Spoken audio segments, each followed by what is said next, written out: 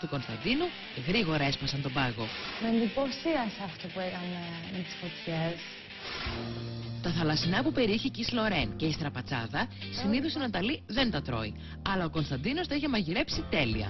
Είναι πάρα πολύ νόστιμο. Και πρώτη φορά στη ζωή μου το τρώω. Πρώτη φορά. Τι θαλασσινά είχε βάλει μέσα? Γαρίδες. Είχε βάλει και ντομάτα. Ναι, αλλά δεν τρώω γαρίδες. Όχι, συχαίνομαι, δηλαδή πρέπει να είναι καθαρισμένες. Όλα πήγαιναν καλά μέχρι τη στιγμή που άρχισε να της μιλά για τις πολιτικές του πεποιθήσεις. Δηλαδή τι κόμμα είσαι, συγγνώμη? Θα ήμουν ένας αναρχικός κομμουνιστής, το πούμε έτσι. Ασχολείται με την πολιτική. Ναι, την πολιτική. Τι, σπουδάζει? Όχι, όχι, είναι μάγειρας. Α, μάγειρας, ναι.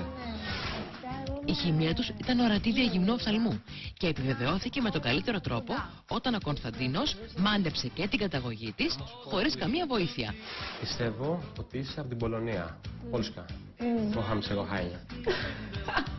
Τι έκπληξη ήταν αυτή που ήξερε και πολωνικά και μάντεψε από πού είμαι. Δεν το περίμενα καθόλου από τον Κώστα. Μετά το γλυκό που ενθουσίασε την Ναταλή, ο Κωνσταντίνος ήταν σίγουρος ότι αυτό ήταν κάτι περισσότερο από ένα απλό δείπνο. Ήταν γαλακτομπούρικο με σοκολάτα. Ναι, μου αρέσει πάρα πολύ το γαλακτομπούρικο και δεν με πειράζει καθόλου ότι έχει σοκολάτα, γιατί δεν είμαι τόσο της σοκολάτας. Το καλύτερο γαλακτομπούρικο είναι το κλασικό.